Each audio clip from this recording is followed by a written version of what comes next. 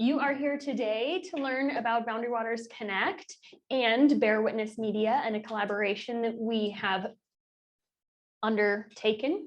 And we're excited to do a little world premiere of some videos for you.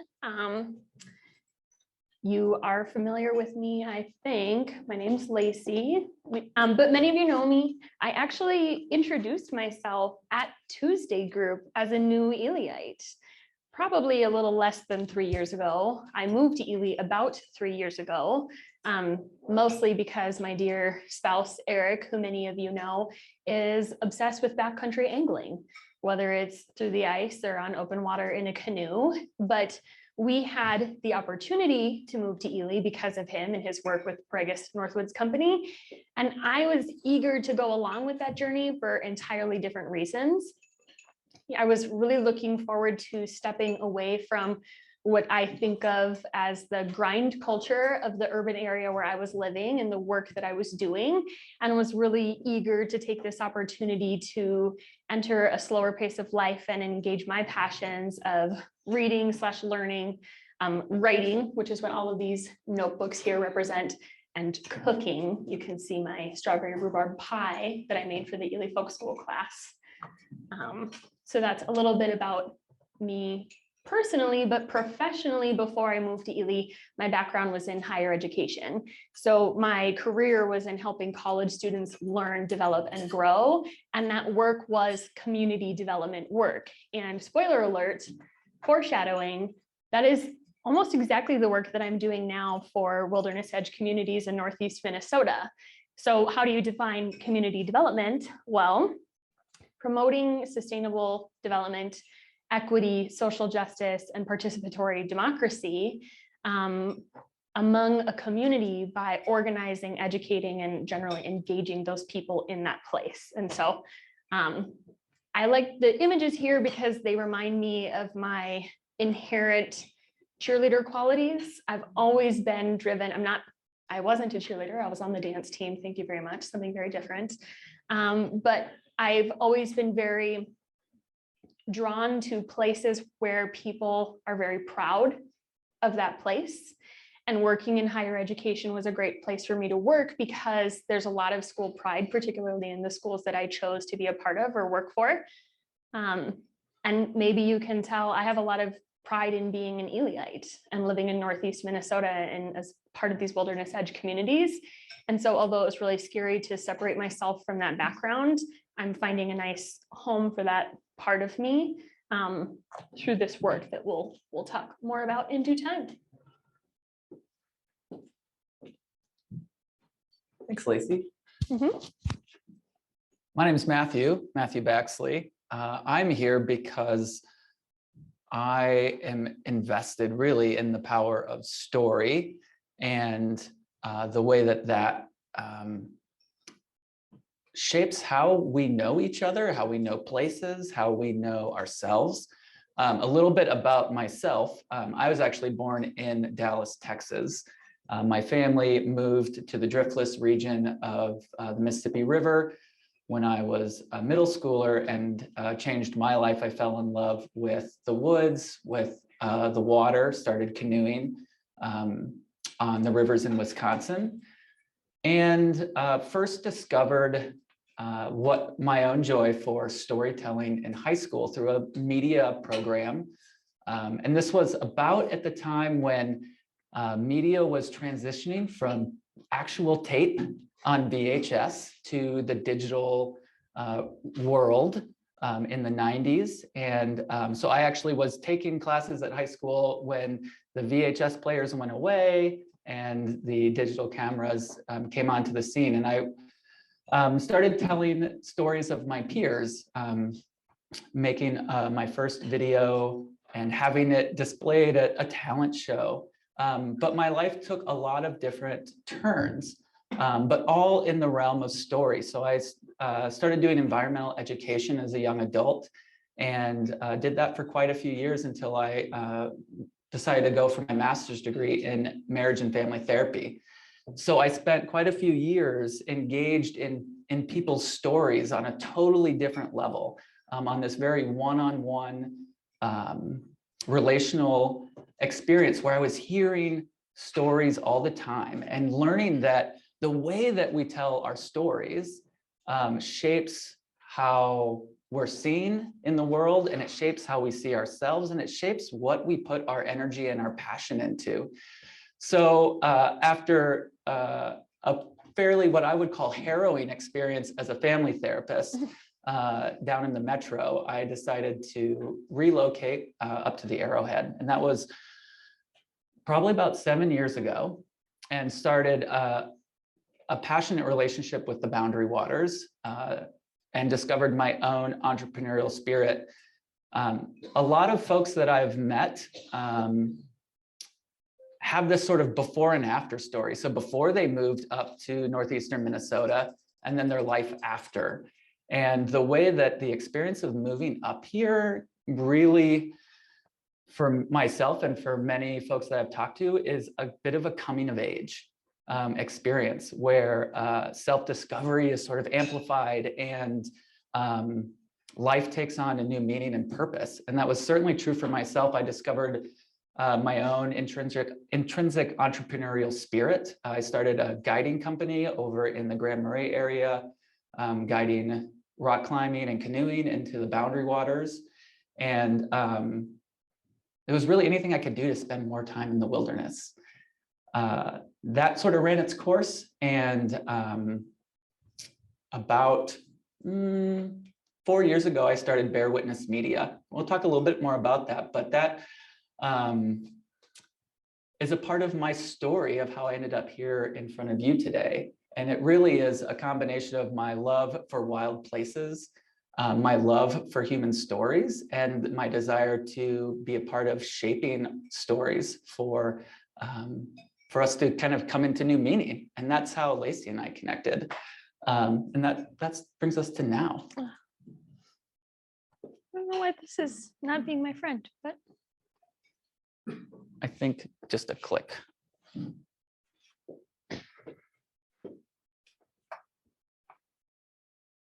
cool. So our agenda today, we're going to become acquainted with Boundary Waters Connect. We're going to learn a little bit about trends in rural immigration in Minnesota. We're going to learn more about Bear Witness Media and Matthew, and we're going to view some of the videos from our collaboration, which we're calling Why We Live Here.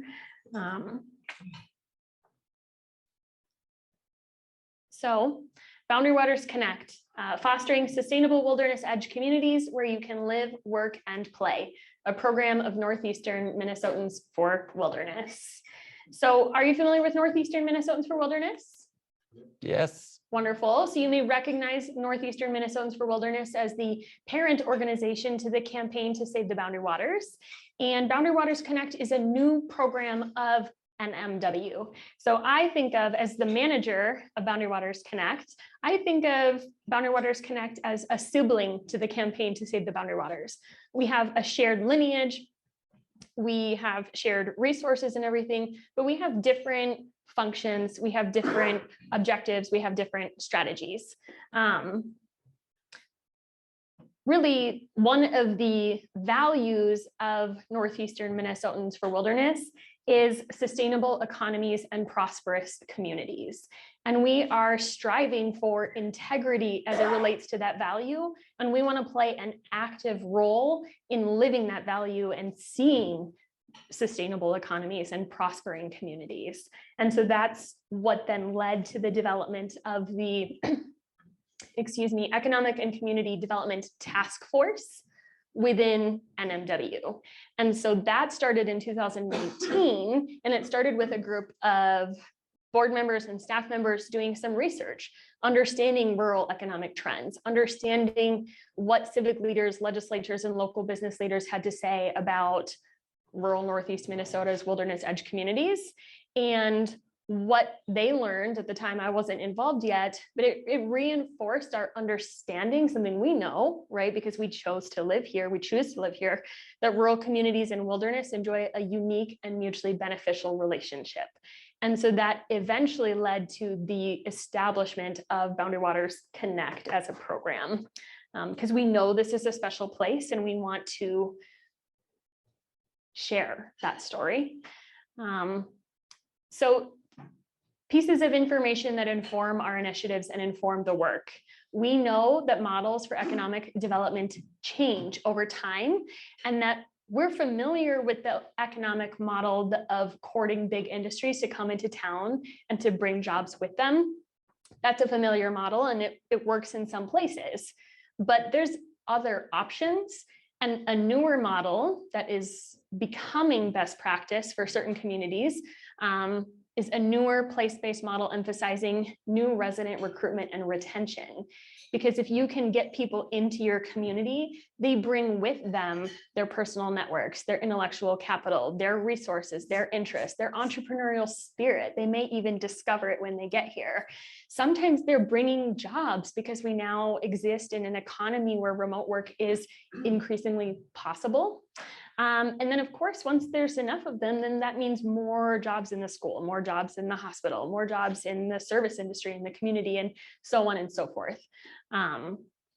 Right. So in today's economy, a growing segment of workers is not constrained by geographic boundaries. And we are blessed to live in a place where this economic model is possible for us, and we can continue to invest in that model. We recognize that most people in the community, just want there to be more jobs, good paying jobs, jobs with benefits. And we want that too. We want a healthier economy for more people. We want population growth. We want to tell the story of the Wilderness Edge communities and what they have to offer and how they foster high quality of life. We know these are good communities to live, work, and play. We know these are good communities to raise children. We want to contribute to increasing that, and we want to continue to celebrate it. So the Center for Community Vitality, you may recognize if you're a longtime Tuesday grouper. You will have maybe attended John Bennett's session, John Bennett as a representative of the Center for Community Vitality.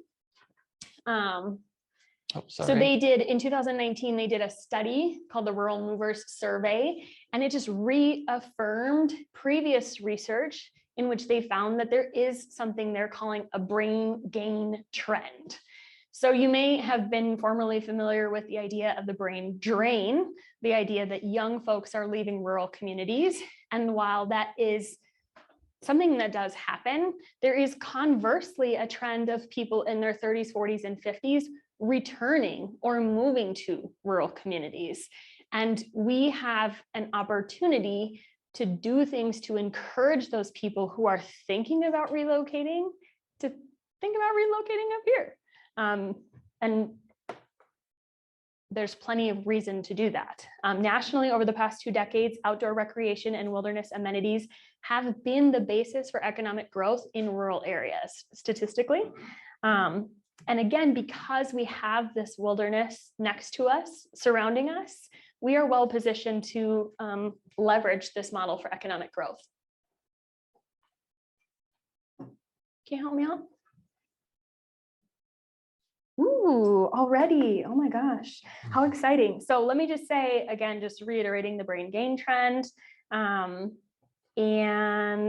we can meet one of these people. Who here knows Ellen Root? Oh, what a treasure. So this is, the world premiere of one of our videos that Matthew and I made together for you all. Please enjoy. We're gonna do some fiddle.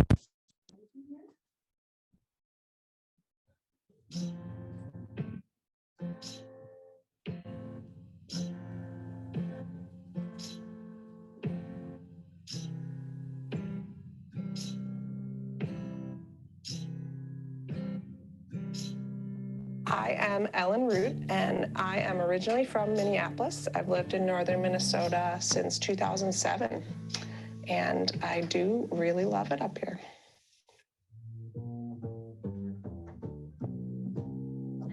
I'm a social worker by profession. I just graduated in May of this year with a degree, master's in social work. And before that, I was a dog sledding guide for about 10 years. And then before that, I worked at a YMCA camp teaching environmental education, which is what originally brought me to this area. When I was a kid growing up in the city, my family would come up here for canoe trips every summer and go to the Boundary Waters. And I just really loved those trips and I loved that time. I knew that I loved the public land and the wilderness. And so that's what brought me up here. And then through finding work, like it became sort of a game of how to find work enough to make it work to stay up here. Daily life is going walking or running on the trails with the dogs. And then usually weekly taking a sauna on Sundays. Again, that's something that was here, that was part of the Finnish cultural tradition. We didn't build the sauna, it was just a building that was already here.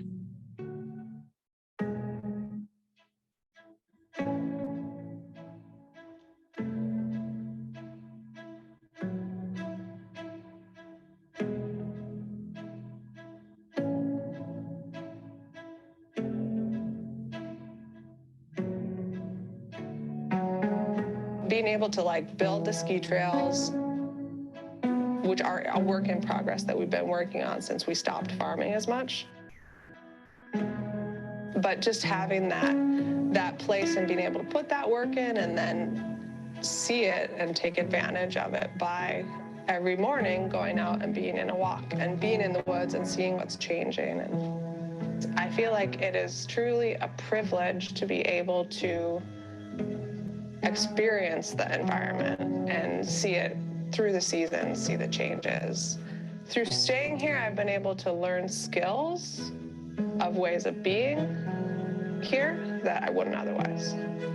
Coming up on canoe trips, summertime is an awesome time to be in the woods, but there's this whole other 9 months of the year that's not summer. And so coming up here and being in the winter and learning to guide people through camping and dog sledding in the winter, I learned a whole nother set of skills and also just a whole nother way that the place that I loved is. It becomes more real. And I don't think I would have said this 5 years ago, but I think that makes it a better relationship, a more fulfilling relationship than maybe coming here on vacation and being like, oh, it would be so awesome to move to northern Minnesota. But I go back to my other life and spend all my time dreaming about it. And so then coming towards that dream and seeing like, well, it's not perfect, but oh my gosh, there are so many things that are just incredibly wonderful about being here.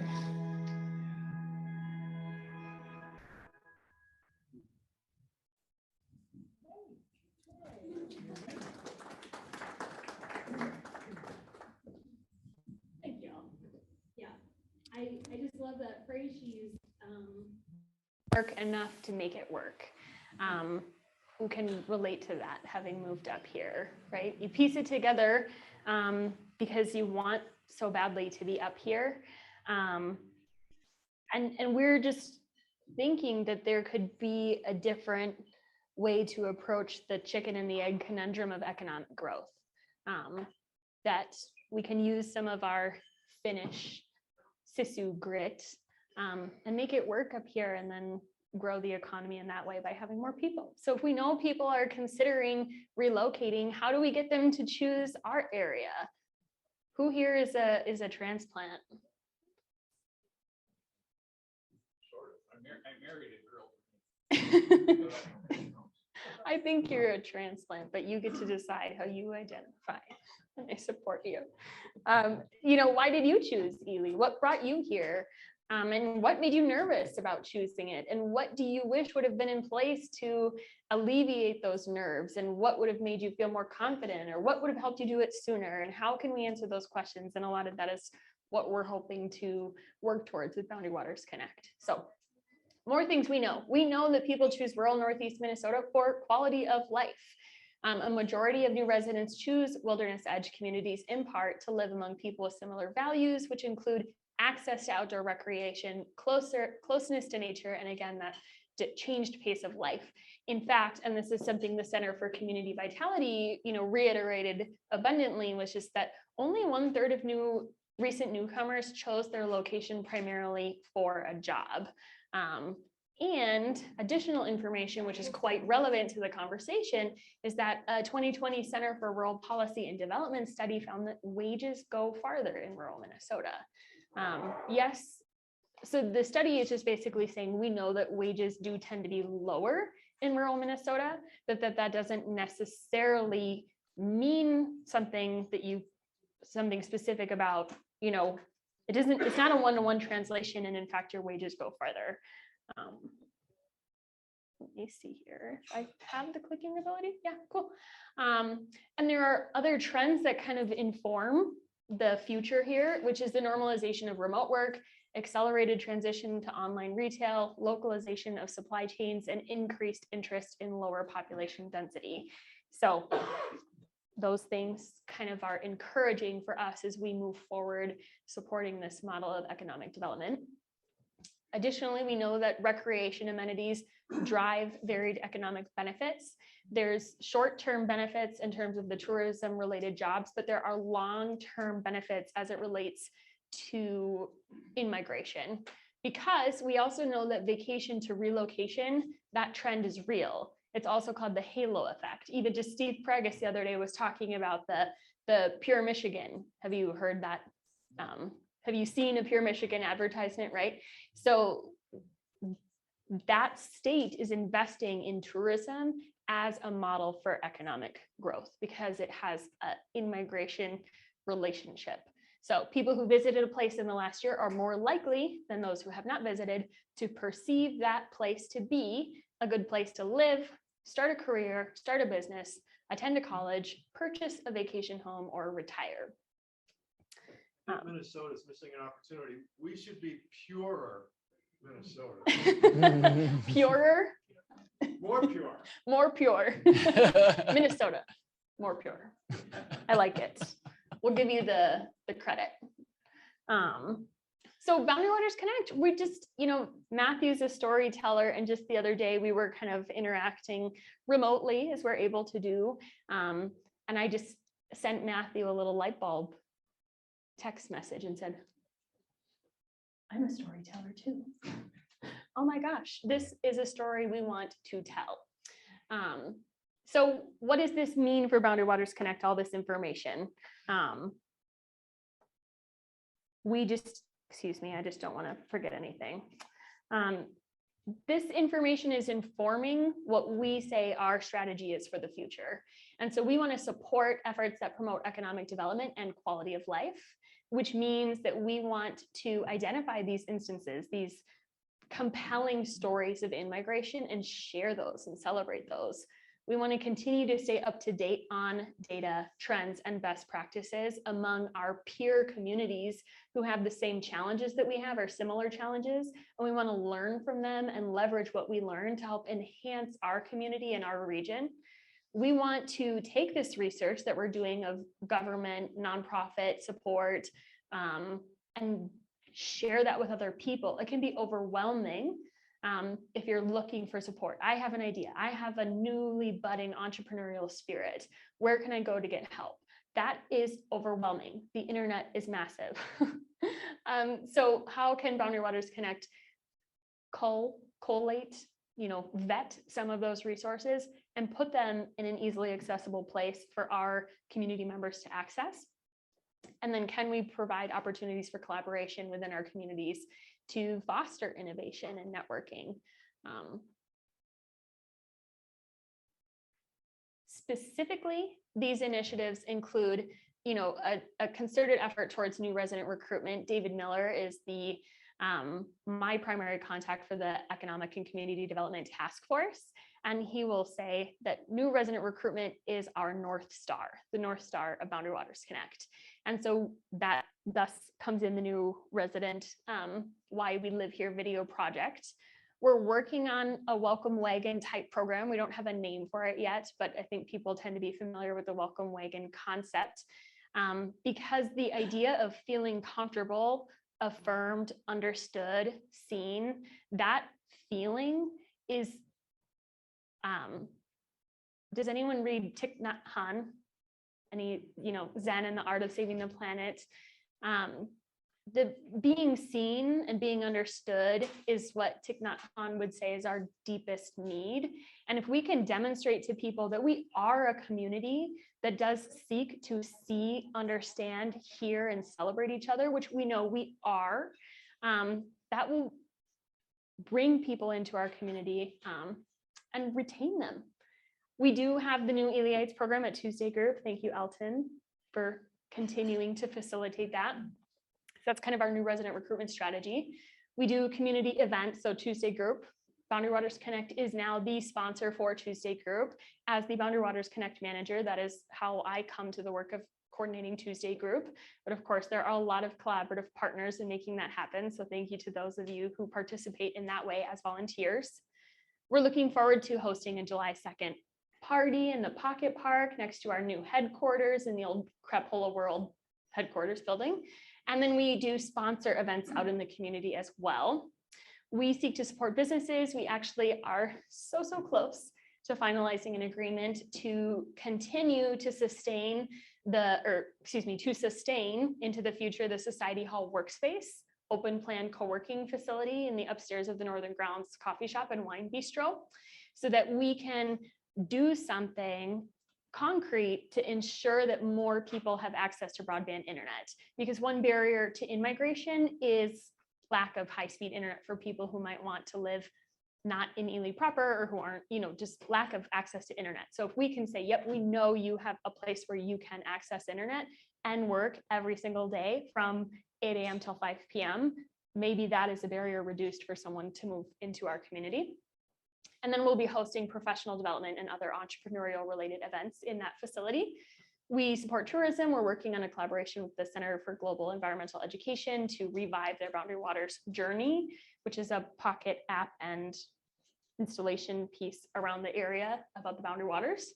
And then we support diversity, equity, and inclusion and justice efforts through the NMW DEIJ grant.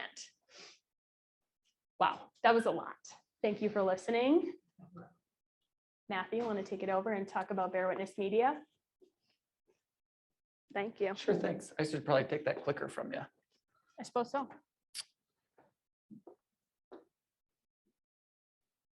So I think I already talked a little bit about that passion for story. And specifically for me, Bear Witness Media started a little over 4 years ago.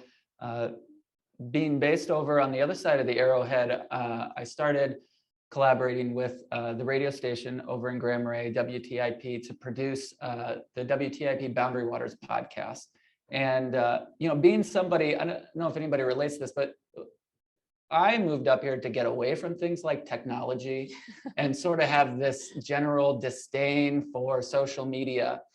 And what I discovered when I started using this podcast platform to tell people's stories, especially people's stories of transformation in the wilderness, of people's stories of deep, intimate connection with people in place in the backdrop of this wilderness area, and seeing in the analytics that folks are listening, of course, number one in the Twin Cities, number two in Chicago, but people in Texas, people in Brazil, people in Indonesia. There are folks who are tapping into these platforms that create this larger than space community. And especially, I think, going into COVID, when we were all sort of parceled into smaller spaces and disconnection, it started to make sense what a powerful tool media can be to connect us. And that's its most redeeming quality, in my opinion. And so we have these tools to use, these tools that we're even using today to connect with the folks on Zoom that are here, that can't be here in person for whatever reason. There's these powerful tools of technology that we can use to tell our stories. So that's pretty much in a nutshell what Bear Witness Media is about. And storytelling is the oldest, oral tradition that precedes our historical records. And so I think it's the most powerful one. When you pair somebody's verbal story with something like you saw in Ellen's video, where you not only are, I mean, I love Ellen's story because it spoke deeply to my own. Like, I'm gonna do whatever it takes to stay here, and I'll figure out the jobs, but I want to be here. Like, we all can relate to that. But then you add, you know, this really beautiful drone footage of this land that speaks for itself. And something like music that, you know, really tugs at the heartstrings, and you end up being able to create something that can stick with people. And so that's the power of media, and that's really the whole purpose of Bear Witness Media, to bear witness to our most meaningful experiences. And that's it in a nutshell. I don't think I said anything that's on my PowerPoint, but that's okay. So Lacey and I are gonna, I want to talk a little bit about this. So I haven't spent a lot of time in Ely until this last year. You know, I would come over and connect with folks to tell stories about the Boundary Waters, but it wasn't until this last year I did an artist in residence over with Steffi at the Listening Point Foundation. What's that? Yes, what did I say? Yes, Steffi O'Brien, thank you. And was pretty awestruck by some of the spaces and people that I met here. And then really it all started to change when I started to come over and interview folks for these stories, and coming to my first Tuesday group with Lacey. And what that did for me is a couple of things. It transformed my view of this region. I had sort of perceived Ely as a far away, very different place. And now in my heart and mind, this is an extension now of the community that I live in, which is really fun for me to sort of have this larger extended community. But I think I want to just say one thing that I think Ely is doing really well is being welcoming. It took me a long time to feel at home over in Cook County and Grand Marais, and a very short period of time to feel at home here. And so, you know, I would joke with Ely and Maddie that I have sort of this bucket that I'm throwing in points for Ely for relocation, and the bucket's getting really full. So it's only a matter of time, I think. Do you want to say anything about this sort of larger community of the Arrowhead, Lacey? Sure. I would just take this opportunity to address that the intention is certainly for Boundary Waters Connect that we meaningfully serve the Arrowhead and the wilderness edge communities, the rural wilderness edge communities of the Arrowhead. However, this program launched, you know, really formally on January 3rd of 2022. And so I am relatively focused on the Ely area right now, but we're hoping to create replicable models and in time build that network, build those connections to be able to bring what we're learning to our peer communities. So we have a vision and goals and dreams that are beyond Ely, but I confess this is where we're starting as a matter of approach. But I love having a Grand Marais friend. For now. For now. So speaking of Grand Marais, shall we watch another video?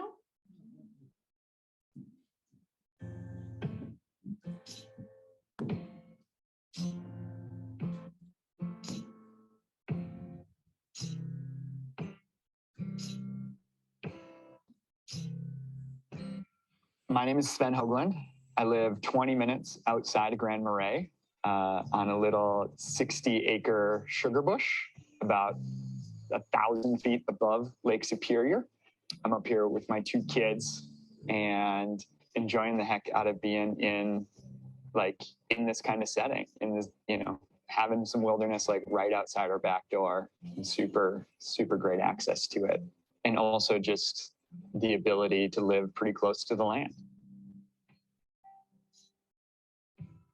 And I think that the idea was just that we wanted to raise our kids a little bit closer to nature than we felt like the opportunity existed for us where we were. we were spending a bunch of time in the car driving up here to stay at a family cabin. And the idea was just like, maybe if we stopped spending the time in the car, we could spend more time enjoying the things that we like up here. And definitely had that intention of like raising our kids, you know, up here, doing the things that we love and in the places that we love. We had this off-grid place in Schroeder, but for the most part, the thing that we enjoyed the most of was just like time spent outside. And that's kind of been the focus as we've been up here longer, instead of like trying to raise chickens or like thinking, oh, we got to like raise pigs and we got to, you know, got to do this homesteading thing. It's like, no, maybe we just have to enjoy where we are. You know, in my teens, I did some longer wilderness trips in the Boundary Waters in Quetico and further north. And my kids know that there are things that I enjoy doing with them, and I let them guide me to the things that they want to do to the level that they want to do them. I kind of want to let them choose where that natural progression goes. And, you know, if it's like going to the Boundary Waters or going to the mountains, like, let's go. But I don't really feel like forcing them. I think they're going to choose their own journey on it, even at the ages of 3 and 7. And that's really fun. But the thing that is best about it is that it just gets me into the community. And just by being here and having all of that outside your back door, when like the wild ice is great, you can go do that, you know, and when you know that the trails are going to be like running really well, or they're going to be riding really well, you just go do it.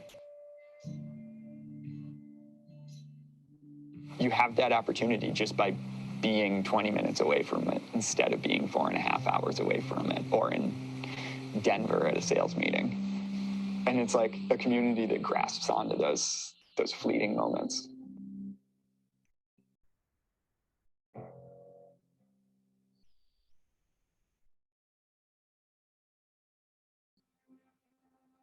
You know, we do experience not all 4 seasons. We experience like every minute in between those 4 seasons up here. And they all have like these things to offer. But it's a time that like I find myself and my family and friends find themselves hanging out in the woods and like experiencing the changes of the season. And those are the opportunities that we have every day by just being here, you know?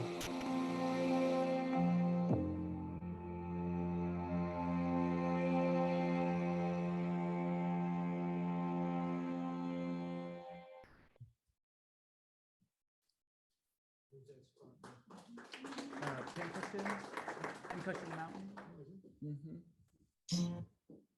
I stopped at that time. Did anyone catch Sven say, you know, maybe we just have to enjoy where we are? When I first moved to Ely, I was on a little self-made sabbatical. I actually didn't have a job or a plan, which was kind of great. So if you ever get a chance to do that, though, I think many people here are retired, so you're doing it. Good for you. Has anyone ever heard of the Epicurean philosophical tradition? Roger. Yeah, it's a, you know, just pleasure-centered living, but not in a hedonistic way, but I'm here to have a good time. You know, I want to enjoy my life. And that is much of what brought me up here. And that's a lot of what we're hearing from our interviewees. So why we live here, a Boundary Waters Connect and Bear Witness Media collaboration. I was really scared to move to Ely. I really wanted it, and I trusted myself, and I trusted my spouse, and I trusted the process, but I was shook in that I did not have one single clue what it would look or feel like. And I have journal entries to prove it. I mean, I just thought like, oh my gosh, I've been to foreign countries. I studied abroad in college, and I could obsessively imagine about that because I had access to, I don't know, things on the TV, images and stories about those places. But Ely was just small, and I didn't have a network. I didn't have connections to this region. We didn't have friends or family up here. And I had actually only been to Ely twice passing through. I got scallops at Insula once. That was great. I knew there was a folk school. That's cool. I had never done anything other than eat scallops at Insula and go into the Boundary Water. So anyways, the idea that our collaboration can give someone who's thinking about moving to the region some sort of personal narrative and a set of visuals to help them imagine what it will look and feel like is a project that struck me as a very personal project with a lot of meaning and power. Yeah. I don't know why this works for you and not for me. Do you want to come up here and join me? Sure. It was just such a pleasure to work with Matthew on this project. I couldn't have predicted what a meaningful experience that would be. And as someone who, I studied writing, I do some writing on the side, and what you hear over and over and over again when you're in those classrooms and in that field is that in order to be a good writer, you must be an astute reader. And what I have observed about Matthew is that in order to be an exceptional storyteller, you must be an exceptional listener. And it was so fun to just sit on the edge of these interviews that Matthew was conducting with our participants, because the level of connection that happened between Matthew and those participants was very profound. And the degree to which, Matthew can look you in the eyes and you feel like, oh my gosh, we are connected right now. It was really special to be a part of. I have loved working with Matthew, and I consider it a personal achievement that Matthew is seriously considering moving to Ely, Minnesota. So. Thanks, Lacey. Yeah.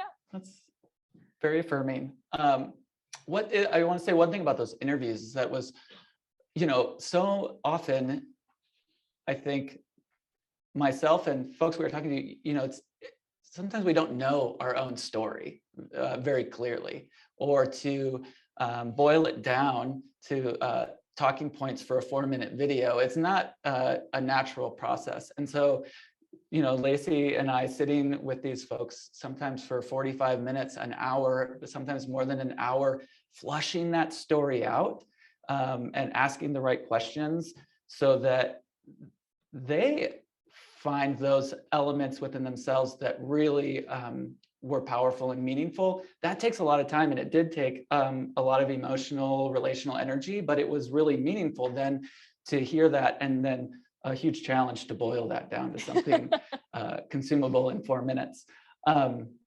But one of the things I want to just say also about Lacey's process in curating this group of people. So when you get a chance to sit down or with other folks and watch the episodes, it is a profoundly diverse group of people that moved to Ely or the Arrowhead, but for all different reasons, and are drawn to different things. And these individuals have very different identities and ways of being in the world, and break the mold and stereotype of at least what I think I and many people have about this part of the state and this part of the world. And so bravo, Lacey, for curating that group of people. Mm-hmm. It was pretty exciting. And if you haven't met all those people, you will through this video project. Mm-hmm. Do you want to say anything else about that? Yeah, well, I just think, what's so fascinating is that this is a rural community, but we're actually an exceptionally welcoming and tolerant region. We see hundreds of thousands of visitors annually. And there's something that happens when ideas spread in that way, because people bring, like I said before, their networks and their intellectual capital and their ideas and their experiences. So this is a very diverse community, and it's really important in terms of community development and presenting ourselves as we know that we are, but sharing how welcoming our community is. It's important to show that what is called structural diversity. And also, I think important to demonstrate the diversity of thought that is here. When I moved, the day I found out I was going to be moving to Ely, I was sitting in a creative writing class, and the author of the book we read that week was presenting. The book was placed in Ely. I couldn't help myself. I was like, oh my gosh, how often do you go back to Ely? And she was like, never. It's cold and dark. So that was interesting. And later, when the class was over, I found her again and brought it up again because I really wanted her to change her message. And she didn't. She was like, Ely is bifurcated. And we have that stereotype about us out there. And I experience it to be false. There is so much more diversity of thought and diversity of experience and perspective in this region than the stereotypes about us would have others believe. And so that was a little jarring, but I am here. She didn't scare me, and I have not found that to be my personal experience with Ely. So thank you for bringing that up. It was so interesting I'm kind of a procrastinator. So last night it was doing some final thoughts on the presentation. Sorry, I talk a lot. And I was going through some old papers I wrote for I have a Master of Arts in College Student Personnel, right? I talked about my background in higher education being in community development, but for college students. And so I took a class called Environments, and we spend a semester breaking down the aspects of your physical environment, the aspects of the non-physical environment, the aspects of the human aggregate that interacts with the environment, because there's a social theory that behavior is a function of the environment, right? There's a strategy and social science that informs how to make small adjustments in your environment to cultivate more meaningful, quality interactive among diverse participants in your community, and how to engage wayfinding techniques to make people feel more welcome. And so that was a fun little tour I went down memory lane. Thank you for listening to that tributary. So when we did the video project, and between the video project, various interviews, members of our team have conducted with new residents, and then the New Elyites program, thank you again, Elton, we've noticed some things. So people who relocate to this region tend to value having quick and easy access to the wilderness as an essential part of their daily lives. They prioritize spending time outdoors or value closeness to nature. They want to enjoy where they are and have fun now, which means striving for a work-life balance that suits their needs, and maybe recalibrating a little bit, recalibrating the pace and quality of life they experience on a day-to-day basis. And this really gets me. I connect with this a lot. They benefit or know they benefit from communities, environments that encourage lifelong learning. And you've heard me say that phrase before, because I think Tuesday Group is exactly that. We come here every week, some of us, because we want to learn something new this week. And we like doing it in community, and we appreciate being able to support our local businesses and buy a lunch or say hi to someone in person or online. Thank you, Zoom crowd.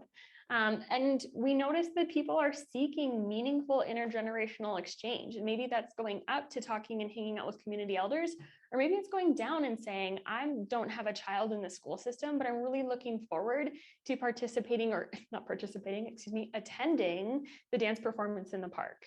I want to go to the hockey game. I want to know what's up with the Reflections Dance Studio, because we know that we have a lot to learn from each other. So those were some really uplifting themes that we noticed in the people that we interacted with. I think we have one more video. Mm-hmm. Sure do. Who knows Kess Ebbs? Oh, what a treasure.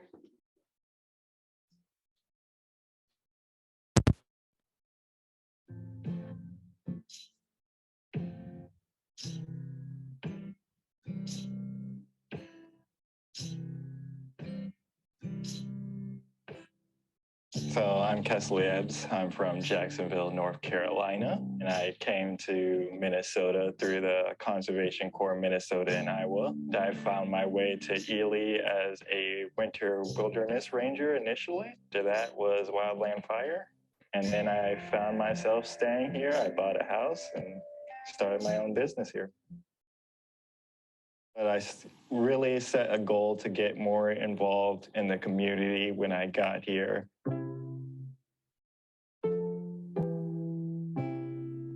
So I ended up joining a writers group, volunteering at the food shelf, getting involved with the Ely Field Naturalist, and going out, putting myself out there, saying like, I'm willing to help.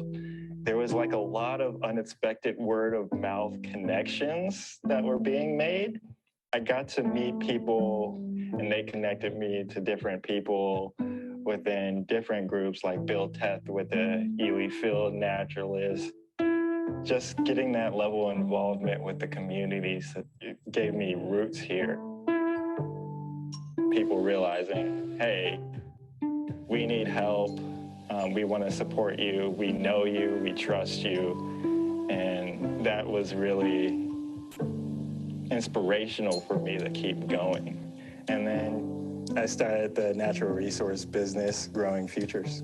We do fuel reduction projects, invasive species removal, and other sustainability projects. I had this plan, like maybe after I graduated, I start this business, but the demand is here, the opportunities are there, so let's just jump into it. And initially it was just me with one chainsaw bouncing around to these properties, cutting things down. And then once school started again, I started getting employees and it just worked out. So it seems like the stars were just aligning for me to, really set myself down.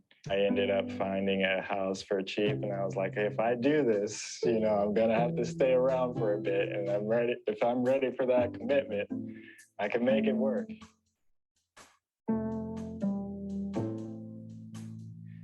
If the pressures of society gets too much, I could always, take a few steps and end up in the wilderness area. But I like going out there and just absorbing, looking. Sometimes I'll just rent a canoe out and go out into the middle of the lake and just lay down. It's lovely. That's my favorite activity, just resting in the middle of the lake. People are really aware of some of the forest needs here, and that helps with both my business and making those connections, because I could talk about trees all day, and like someone in maybe a city environment will be like, well, that's not really my cup of tea. But here in Ely, Minnesota, it's like, hey, yeah, our natural resources is very much a part of our passion and careers. And that just helped me build bridges.